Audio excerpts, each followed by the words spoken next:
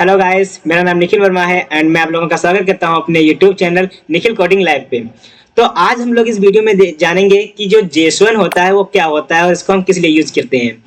तो JSON होता है जो इसका पूरा नाम होता है जावा स्क्रिप्ट ऑब्जेक्ट नोटेशन। जी हाँ, जावा स्क्रिप्ट ऑब्जेक्ट नोटेशन, यानी कि जब भी हम किसी भी डेटा को सर्वर से बैकएंड की ओर फॉरवर्ड करते हैं यानी भेजते हैं, तो क्या होता है कि जो सर्वर होता है वो हमारे डेटा को समझ तो पाता नहीं है। अच्छा, हम एक बार ये डिस्कस करें, अगर आप कंप्यूटर की लैंग्वेज में आते हैं तो आप लोगों को भी पता होगा कंप्यूटर जो होती है वो बाइनरी फॉर्म को समझता है। यानी कि जब भी हम कोई यानी डेटा को सेंड करते हैं तब कंप्यूटर उसे अपनी लैंग्वेज में कन्वर्ट करता है, यानी बाइनरी फॉर्म में कन्वर्ट करता है, देन उसे समझता है।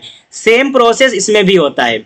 इसमें क्या होता है, जब भी फ्रंट एंड से डेटा बैकएंड की ओर सेंड किया जाता है तो जो डेटा हमारा होता है वो एज अ स्ट्रिंग के फॉर्म में जाता है।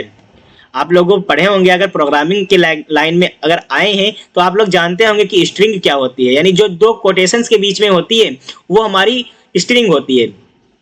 तो जब भी डेटा को फ्रंट एंड से बैक एंड की ओर सेंड किया जाता है तो एज अ स्ट्रिंग के फॉर्म में जाता है डेटा।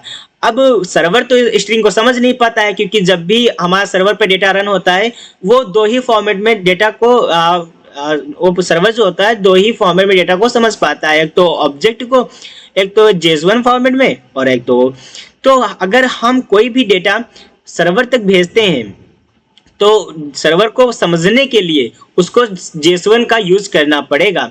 यानी जो हमारे द्वारा भेजा गया डेटा है उस स्ट्रिंग को, जो भेजा गया डेटा है उस डेटा को वो JSON में कन्वर्ट कर लेगा। अब JSON हमारा एक्चुअल में होता क्या है, तो JSON एक प्रकार का समझ सकते हैं कि एक ऑब्जेक्ट होता है और उस ऑब्जेक्ट में हमारी की एंड वैल्यूज होती हैं।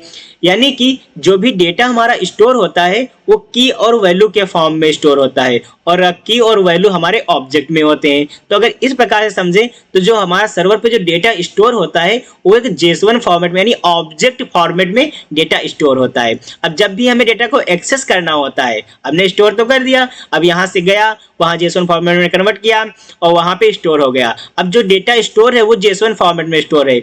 जब भी हमें डेटा को एक्सेस करना होता है तो वहाँ से डेटा तो आ जाता है, बट फ्रंट एंड नहीं समझ पाता है कि जो डेटा आया है वो कौन सा डेटा है, किस तरह का डेटा है।